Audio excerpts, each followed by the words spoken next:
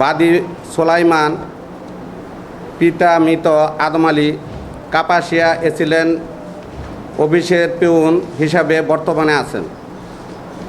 দ্বিতীয়, সুমন পিতা সোলাইমান, উপজেলার পিআইও অফিসের পিউন হিসাবে কর্মরত আছেন।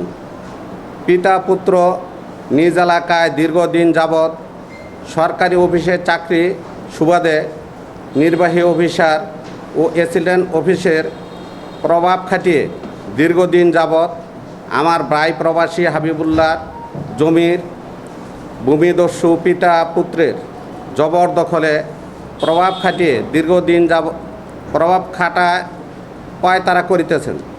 আমি বাধা দিলে আমাকে প্রাণনাশের হুমকি প্রদান করে আসছেন।